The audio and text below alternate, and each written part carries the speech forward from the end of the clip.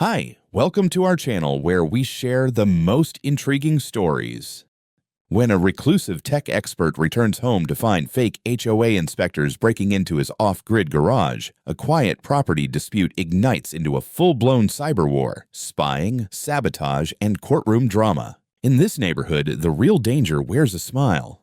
I wasn't gone more than 30 minutes, maybe 35, tops. All I needed was a compression fitting, a roll of fiber conduit, and a decent espresso from the only cafe in town that didn't taste like burnt plastic. When I rolled back up the gravel drive, I expected to see my usual slice of peace, 10 acres of wind, pine, and silence. What I didn't expect was to see 3 men, grown, confused-looking men, halfway through what can only be described as the most pathetic attempt to break into a garage since YouTube prank channels became a thing. They were dressed like someone's bad idea of official fluorescent green safety vests, one of which still had the price tag flapping near the hem. One guy wore a white construction helmet, the kind you get at hardware stores next to the toy tool sets. Another had a laminated HOA badge swinging from his neck, except it wasn't laminated, it was just a printed name tag inside a Ziploc bag. And the third, a lanky idiot with a phone held up like a director on a cheap indie shoot, was barking stage directions. More to the left. No, use your back. Karen wants this on video in case he tries something. My truck's tires crunched over the gravel, but they didn't even turn. It took me shifting into park and stepping out with a chuckle before one of them noticed me. You guys from Comedy Central? Or is this a community theater production? The helmeted one dropped his crowbar. The badge guy straightened like he'd just been caught urinating on a church wall.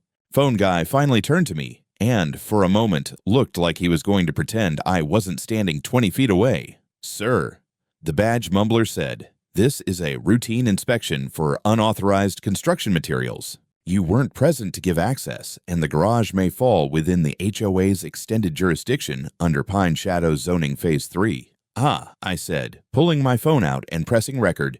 "Extended jurisdiction. That old chestnut." I kept my tone light, but I was already cataloging everything. Their entry angle, the broken padlock on the side gate, the pried back panel on the garage door, the cheap Walmart toolkit by their feet, and the fact that they had no clue a motion alert had already activated the drone camera mounted on the west gable. It was overhead now, silent, watching.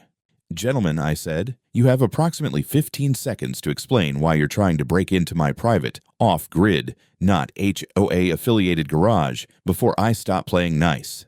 The helmet guy, to his credit, tried to go for his belt. Not a smart move. I didn't need a taser or even a weapon, just leverage, weight, and the fact that I'd spent 9 years in rapid deployment law enforcement before starting my tech company. The helmet bounced off first. Then badge guy took a gentle little trip into the gravel. Phone guy started running, made it 2 steps, and tripped over a shovel someone had left leaning against my woodshed. In under a minute, they were zip-tied and laid out neatly in the shade like firewood, faces pressed to pine needles, moaning something about miscommunication. "I'd say so," I muttered, stepping back and calling the sheriff. "Yeah, Sheriff, it's Trent. I've got 3 jackasses trying to break into my workshop.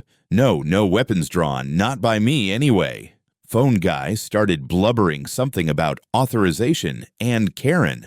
Always Karen. There's always a Karen. I took my time setting up a wide-angle shot from my porch cam, walked back over, and sat down on a cooler. The drone buzzed gently overhead. I watched one of them twitch and tried not to laugh. "You know," I said conversationally, "this garage holds about 6 figures worth of server-grade hardware, clean room tools, lithium battery reserves, and private surveillance backups. If one of you had so much as leaned on the wrong shelf, the insurance claim alone would have eaten your HOA's budget for a decade." Phone guy whimpered. Badge boy finally found his voice.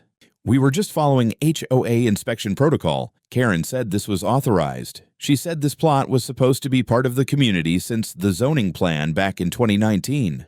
I grinned. "Yeah, that would be cute if it were true." By the time the sheriff rolled up, sirens off but lights flashing, I'd already transferred the drone footage to a secure drive, packaged stills, and printed the relevant land deeds. I handed it over like a man offering a birthday gift. Sheriff Bell took one look at the 3 men inside. "Trent," he said, "you want me to guess." "HOA inspection," I said. I caught him mid-break-in. They mentioned Karen by name. The sheriff rubbed his temples. God help us all. While the deputies took statements and loaded the would-be vigilantes into their cruiser, I noticed a familiar voice yelling from beyond the oaks. High heels on gravel, designer sunglasses, the distinct aura of someone who's never been told no in her life. Karen Litton arrived 10 minutes too late and 3 years too entitled. Karen Litton didn't walk so much as descend onto my property, like a monarch arriving to inspect her peasants. The sheriff hadn't even finished loading the last of her inspectors into the cruiser when she stormed into view, heels stabbing my gravel like she was trying to murder it. Her voice was already at full volume long before she got close enough for me to smell the perfume cloud, something expensive that somehow still managed to smell like aggression. "Sheriff Bell," she shouted, holding up a thick folder as if it were the 10 Commandments. "You need to stop this arrest immediately. These men were authorized personnel conducting an official HOA inspection, and you are interfering with community governance." Bell gave me a sideways glance. I could tell he was counting down from 10 in his head. "Mrs. Litton," he said, "these men were caught breaking into a private structure on land that is not part of Pine Shadows Village." Her face twitched. "That's incorrect." She snapped open the folder and jabbed at a map that looked suspiciously like it had been printed on an inkjet an hour ago. "According to zoning proposals from 2019, this parcel should have been integrated into our HOA boundaries. We have long-standing expectations." "Karen," I said, stepping closer, "you can't govern an area because a map says you wish it belonged to you. That's not zoning, that's colonialism." She spun to me, lips drawn tight. This isn't your concern. It's literally my property." She ignored that entirely, turning back to the sheriff. "These men acted in good faith. They were attempting to ensure compliance with community safety ordinances. We received several reports that Mr. West keeps hazardous, possibly explosive materials in his garage. We cannot allow that." I laughed, because it was either that or start yelling. "Explosive materials?" "Karen, it's fire suppression hardware and server batteries. You know, the same stuff that keeps your precious HOA clubhouse from burning to the ground." The tallest of the zip-tied intruders, now being maneuvered into the cruiser, piped up weakly. She told us to check for violations before he moved. Anything. Said she'd handle any fallout." Karen's head whipped toward him like a striking hawk. "You weren't supposed to speak. And you certainly weren't supposed to lie to law enforcement." "Oh, sweetheart," I said, leaning my elbow on my truck. "You might want to stop before you dig any deeper. That pit is at, 6 feet? 7? She tried to rally. "Mr. West has been a disruptive presence since moving here. His equipment is unsightly. His structure doesn't match the architectural harmony of the community. His security systems are intrusive. We have received numerous resident complaints." "And yet," Sheriff Bell said slowly, "none of those residents have ever contacted my office. Not once." Karen's lips parted, hunting for words that didn't exist. I pulled my folder from the truck and handed it to Bell. "Sheriff, here's the county deed, the land survey, the official jurisdiction map, and the email from the zoning board confirming I'm not under HOA enforcement." "Thought you might want these." Bell flipped through the documents, nodding. "Everything checks out." Karen's confidence cracked. I saw it. The split-second panic. The realization that her authority wasn't just being questioned, it was evaporating. "This isn't over," she whispered, but loud enough for all of us to hear. "This community will not be endangered by rogue individuals who refuse to comply with standards. I will be filing a formal complaint." I tapped my phone. "Good, because I'm filing one too." She blinked. "Against whom?" "You," I said matter-of-factly, "for coordinating an illegal break-in, defamation, and impersonation of regulatory authority. And since your little commandos mentioned you by name, I'm sure the sheriff will enjoy adding conspiracy to the list." Bell didn't say anything, but he also didn't disagree. The cruiser doors slammed shut. The men who tried to break into my garage sat inside, looking like deflated parade balloons. Karen stood stiff as a corpse in a business suit, clutching her useless folder. "I hope you're ready for a very long legal process," she hissed. "Karen," I said gently, "I run a company that handles infrastructure compliance for a living. Legal process is my cardio." Sheriff Bell cleared his throat. "Ms. Litton, unless you have something productive to add, I'm going to recommend you leave Mr. West's property." She opened her mouth, closed it, and stormed off toward her Lexus with the fury of a disappointed tornado. As she peeled out of my driveway, absolutely exceeding the speed limit, I couldn't help but smile. Not because I'd won anything, not yet, but because the look on her face told me exactly what was coming.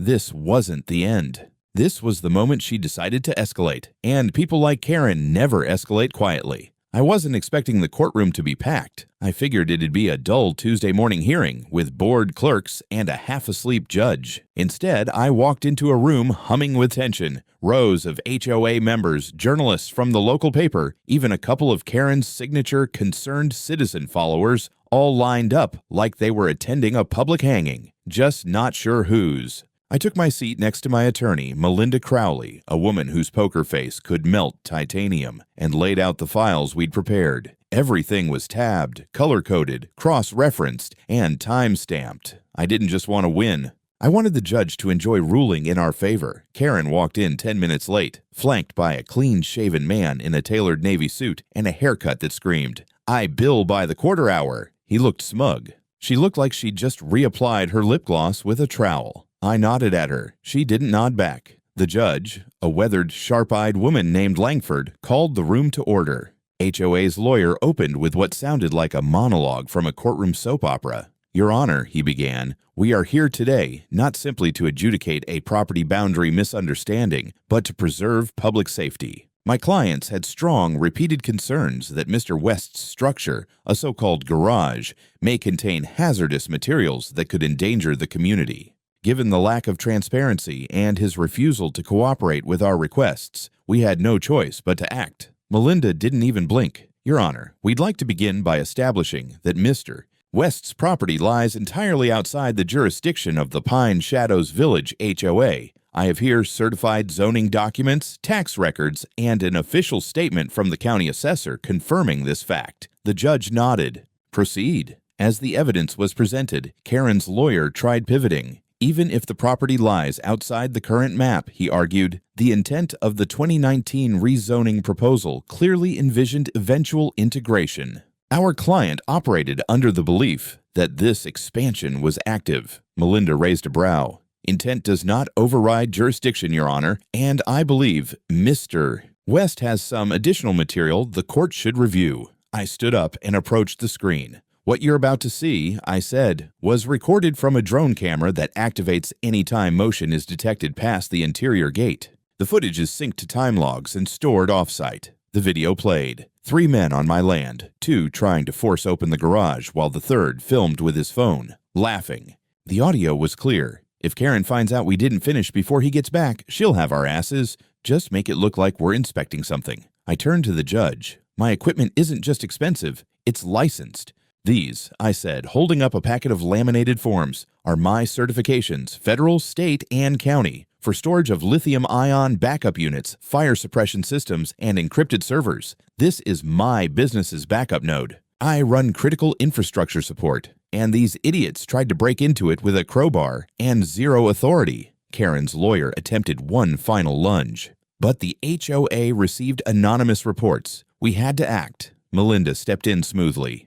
"Your Honor, those anonymous reports have never been produced. There's no record of them, and more importantly, no justification for a civilian organization to attempt forced entry onto private property under any pretense. This wasn't a safety check. It was a power play." Judge Langford adjusted her glasses and stared down at Karen. "Ms. Litton, did you instruct these individuals to enter Mr. West's property?" Karen hesitated. I simply passed along concerns. They took initiative.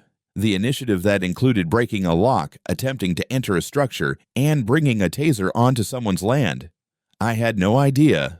"Spare me," the judge said flatly. She turned back to the room. "I find that the Pine Shadows Village Homeowners Association and Ms. Karen Litton personally acted outside their authority, engaged in unlawful trespass, and coordinated an unauthorized intrusion under false pretenses." Karen's lawyer shifted uncomfortably. She sat frozen. "The court hereby orders the HOA to pay Mr. West $85,000 in compensatory damages. Ms. Litton is also instructed to issue a formal, notarized apology to Mr. West to be published in the HOA newsletter and posted to the official Pine Shadows website for no less than 60 days. There was a collective inhale from the gallery. I didn't smile. I didn't smirk. I just met Karen's eyes as the gavel came down. She didn't look furious. She looked humiliated. And that was far more dangerous. I should have known Karen wouldn't take her public defeat lying down. For a couple of weeks after the hearing, everything was quiet, almost suspiciously so. I'd expected at least one more angry email, or maybe a cease and desist written in crayon, but instead, Karen vanished from the HOA spotlight. No newsletters, no new ordinances, just silence, which, coming from her, was the most ominous thing possible. The first sign came when a white SUV I didn't recognize parked on the road near my southern fence line. Two people got out, took photos of my solar panel array with zoom lenses, then left. No knock on the door, no clipboard, no interaction, just surveillance. 2 days later, I got an official letter from the Colorado Department of Environmental Health. According to the envelope, someone had reported me for potential non-compliant emissions from industrial-grade equipment. There was mention of chemical runoff and solar array energy feedback irregularities. It was written in bureaucratic nonsense, but the message was clear. Someone was trying to bury me in technical violations. The inspector who arrived was a polite woman in her 50s, clearly confused about what she'd been sent to investigate. I walked her through my setup. Solar batteries, inverters, gray water recovery, everything built to code. She left satisfied, muttering something about wasting everyone's time. The next week, it escalated. First came the letters. Dozens of them dropped into mailboxes throughout the community. Each one printed in a neutral serif font with grainy photos of my property and the phrase, "Do you know what's being stored in your neighborhood?" There were insinuations, unlicensed chemicals, potential explosives, tactical equipment. The author claimed to be a concerned local resident, but included no name, no contact info, just a burner Gmail and a website URL that led to a dead WordPress blog with a single blurry image of my workshop at night. Then came the drone. Not mine. This one was smaller, noisier, and operated clumsily. I spotted it one morning circling above my western field line, dipping low over my roof. When I sent my own drone up to intercept, it bugged out fast, veering south until it was out of range. Whoever was flying it had no idea how to avoid geofencing. I traced the signal back to a residential IP in Pine Shadows Village. I started logging everything. Every drone sighting, every unknown vehicle, every flyer that showed up in a neighbor's mailbox. I bought a higher resolution thermal camera for the garage corner and added motion-activated floodlights along the tree line. It wasn't paranoia, it was pattern recognition. Someone was building a narrative, and I had a pretty good guess who. Then came the footage. A local Facebook group for the HOA started circulating a heavily edited video. I recognized it immediately. It was my own footage, or rather fragments of it. The video showed me confronting the 3 inspectors near the garage, but all the audio was stripped out except a single clip, looped dramatically. If you come back again, there will be consequences. There was no context, no explanation, no lead up. Just me, looking like a lunatic in cargo boots, supposedly threatening 3 defenseless men. It went semi-viral, at least by Pine Shadow standards. Comments lit up. Is this the same guy with the giant satellite dishes? I heard he used to be military. He's got weapons in there, guaranteed. What if there are kids nearby? I recognized a few of the commenters, people I used to nod to at the gas station. I spent hours trying to trace the original uploader. The account was new, no friends, no profile pic. But the metadata on the upload betrayed a familiar pattern. It had been posted using a proxy service that, when cracked open, linked back to a college dorm IP. Specifically, CSU Pueblo, and wouldn't you know it, Karen's son Tyler happened to be enrolled there, studying marketing. Of course, I didn't act yet, not fully. I wanted the full picture, so I kept watching, logging, mapping. And then one night, around 2 a.m., my motion alarm chirped. I checked the camera feed, expecting a deer or maybe a coyote. Instead, I saw 2 figures creeping near my back fence, installing something small on a tree facing the garage. By morning, it was gone, but the impression in the dirt remained. So, did the zip tie around the trunk. I found the device later tossed clumsily into a neighbor's compost bin, cheap motion cam, battery-powered, data storage wiped, but I didn't need the footage. I had fingerprints. Karen hadn't just doubled down. She'd declared war. You can only let someone poke the bear so many times before the bear starts checking the return address. Karen had pushed this game into digital territory. That was her first mistake. Because while she was busy playing HOA Power Princess and outsourcing her harassment to bored college kids, I had something she didn't. a decade of experience in infrastructure security and digital forensics, and the patience of a man who once debugged a failing citywide emergency network at 3 in the morning with no coffee. I started by isolating the origin points of every suspicious upload and social media post. Most of them were routed through basic VPN services, cheap, fast, and popular with teenagers who think incognito mode makes them hackers. They weren't even using randomized time delays. Rookie mistakes. The Facebook video that had made the rounds? Traced to an IP in the dorms of CSU Pueblo. A few emails tied to the fake concerned neighbor address linked to a Gmail account that was recovered just long enough for Google to log a device ID. A Samsung phone registered to one Tyler Litton, Karen's kid, studying digital marketing. Probably thought he was helping mommy win a neighborhood turf war. Another cluster of suspicious comments and fake HOA supporting posts came from a proxy chain originating in Phoenix. I dug deeper and cross-referenced known user behaviors. One name popped out, Dennis K. McAllister, former general contractor for Pine Shadows Village. The same guy who mysteriously disappeared from the project books right after a tax audit was opened in 2021. Karen had vouched for him, claimed he was misunderstood. 2 suspects, 1 network. Time to build a case. I ran everything through a custom script I wrote years ago to detect social engineering attempts, correlated timestamps, content patterns, meta fingerprints. The result? A tidy cluster of fake accounts, burner numbers, and overlapping activity windows. But it wasn't enough to know who. I needed to prove intent, so I went deeper. I pulled packet logs from my firewall, going back 6 months. Traced outbound pings from the rogue drone, cross-referenced those with device IDs scraped from nearby Wi-Fi signals during the hours of operation. That's when I hit gold. One of the drones had pinged a specific open hotspot during its second flyover. That hotspot registered to a Wi-Fi extender named PSVHOA, logged in automatically from a device labeled Karen L. Mobile. Bingo. At this point, I wasn't just dealing with an obsessive HOA president and her idiot son. This was a coordinated effort to smear, harass, and digitally stalk a private citizen using falsified evidence and illicit surveillance. So I called in a favor. A former colleague of mine, FBI Cyber Division, now semi-retired, agreed to take a look. I gave him a sanitized packet of evidence. No names, no context, just data. His response came within 24 hours. "This is a harassment campaign," he said. "And whoever's behind it is sloppy. But you've got one interesting thread here. The CSU dorm upload passed through a misconfigured proxy that bounced through a subcontracted server from the Bureau of Civic Data Access." I blinked. Federal. Yeah, someone tried to anonymize themselves through a public proxy node that happened to piggyback off a .gov endpoint. That's a violation of federal network policy. Triggers an auto report. He paused.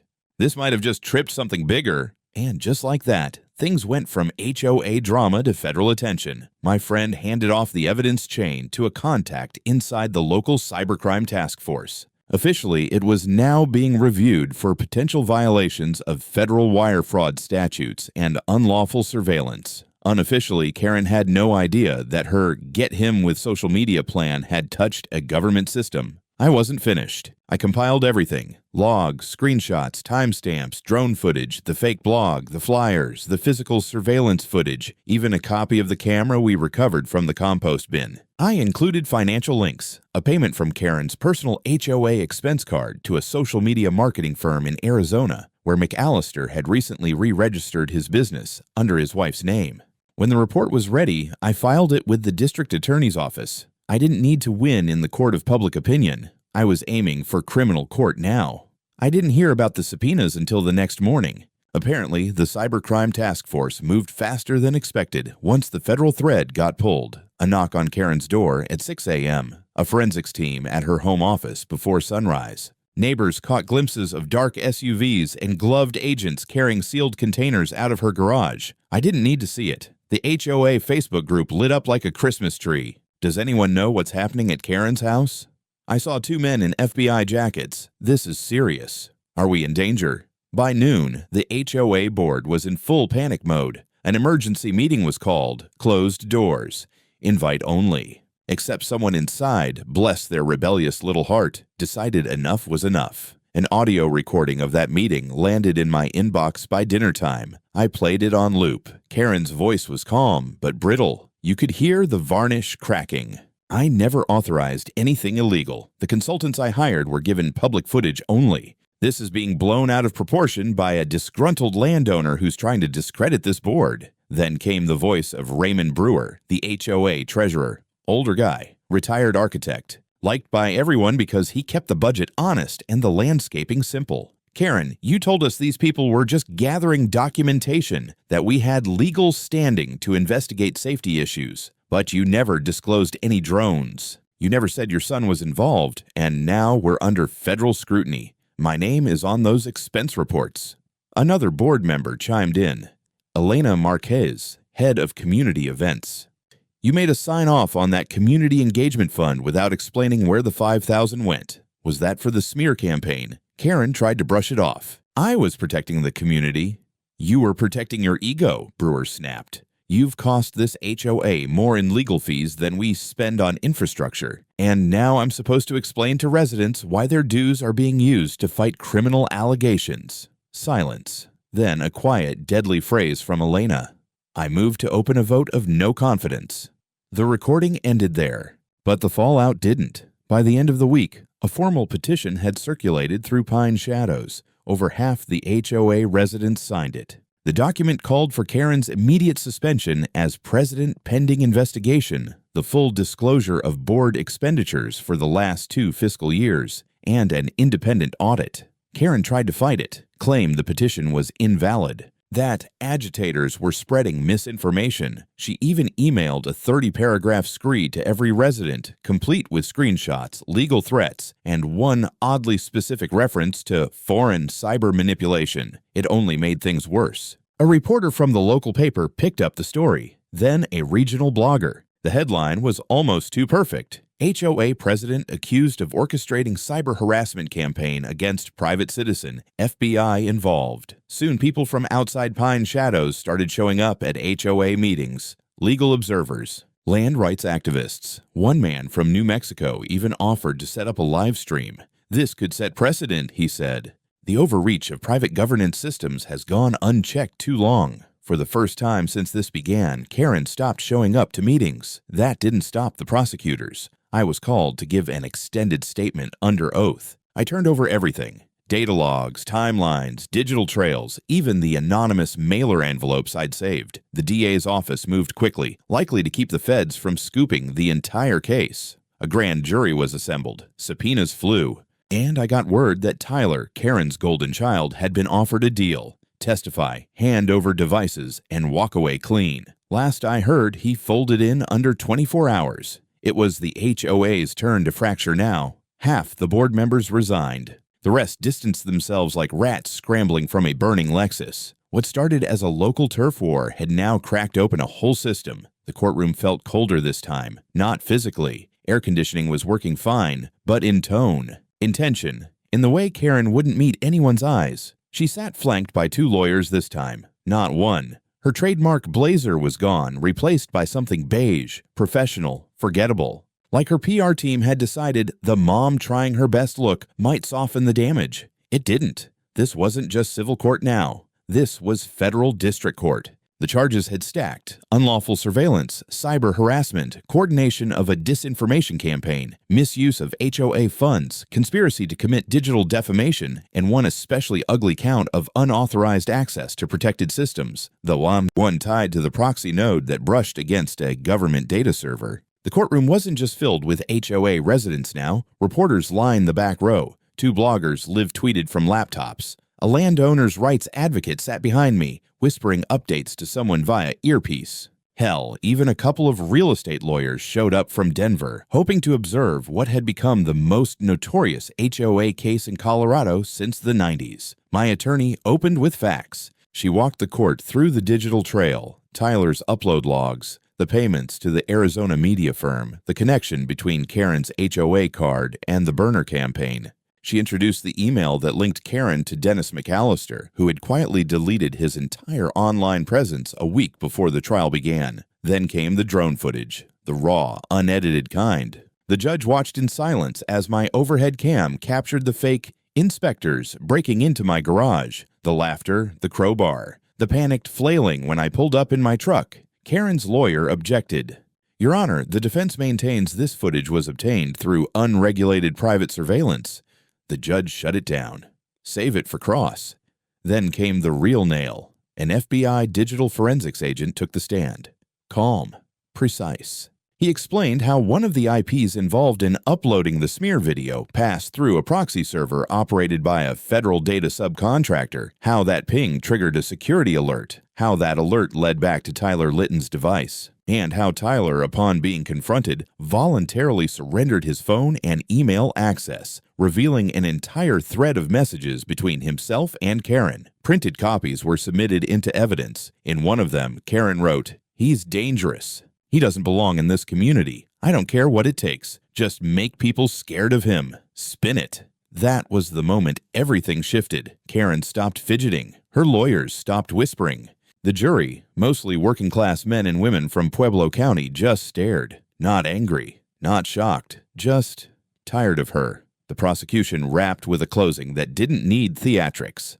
This case isn't about a property line. It's not about drones or zoning or whether someone's workshop matches the community aesthetic. This is about what happens when private power tries to override public law.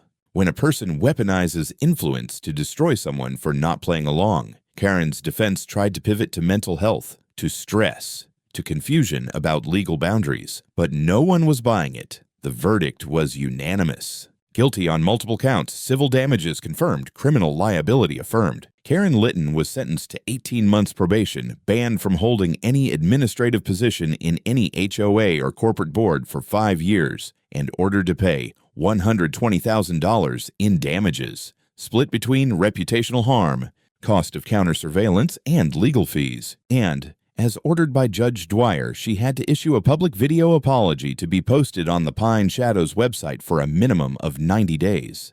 The best part? The board voted the same evening to permanently remove her from the HOA. They held the vote in the courtroom hallway, 10-0. She was done. 1 year later, the property feels quieter than ever. Not just because the lawsuits are over or because Karen's Lexus no longer hovers near the entrance of Pine Shadows like a shark with Bluetooth, but because the tension in the air has finally lifted. There's no HOA mail in my box anymore, no anonymous flyers, no mystery drones tracing arcs above my garage, just pine, dirt, wind, and silence. Exactly how I built it. The garage, my shop, my fortress, my bunker of code and steel now has new upgrades. A second layer of thermal cameras, new server firewalls, upgraded license for perimeter security, and a motion-activated speaker system that plays Beethoven's Ode to Joy anytime someone gets too close to the fence line without clearance. My little joke. But the best upgrade, a polished black and gold sign bolted into the outer gate. Curious what's in my garage? File an official request, or ask Karen's lawyer. The neighborhood, surprisingly, survived the scandal. Pine Shadows Village went through a bit of a reckoning. After Karen was stripped of her title and sentenced, the board reorganized. Raymond Brewer was voted in as interim president, and to his credit, he pushed hard for transparency. The first thing they did, publish every past financial record from the last 5 years. Residents were stunned at how much had been misused or misallocated. Legal fees hidden as community outreach. Drone purchases disguised as infrastructure assessments. A marketing payment to the Arizona company that had no official record in HOA business. The very firm that built the smear campaign. Reform came hard and fast. New bylaws were ratified. Annual votes were made mandatory. No more unilateral power from the president's chair. Even more shocking, I was invited to speak, not at a meeting, at a forum, on property rights, on overreach, on protecting yourself from bad actors in seemingly civil communities. I wore jeans, a clean shirt, and told the whole story. From the crowbar, to the fake inspection, to the courtroom where Karen's voice cracked, trying to explain why she had weaponized her own son. People listened, and I kept talking. That's how the podcast started. Off the Grid, Stories of Property War and HOA Madness. The first 3 episodes were just me recounting my case. Then came emails, messages, calls. A woman from Arizona whose HOA tried to ban her from using drought-resistant plants. A man in Oregon who got sued for painting his garage the wrong shade of beige. Every week, a new tale of suburban nonsense, each one somehow more surreal than the last. By the end of the first quarter, we were in the top 10 legal podcasts on Apple. Then Spotify featured us. Sponsors came knocking. A lawyer in Texas offered to help me create a homeowner defense toolkit. We sold out in 4 days. I never expected to be the face of private property resistance. I'm a systems guy. I build things. I like cables and silence and not having to explain myself to entitled sociopaths with HOA letterhead. But if this circus taught me anything, it's that staying quiet only works until someone decides your silence makes you a target. So I talk now. I tell the stories. And every so often, I'll get an email or a comment that says something like, "I didn't know I could push back. I thought I had to obey." That's when I know it's worth it. Karen, last I heard, she moved to Arizona. No HOAs. No public positions. Her real estate license expired. Her son dropped out and started a landscaping business. Fitting.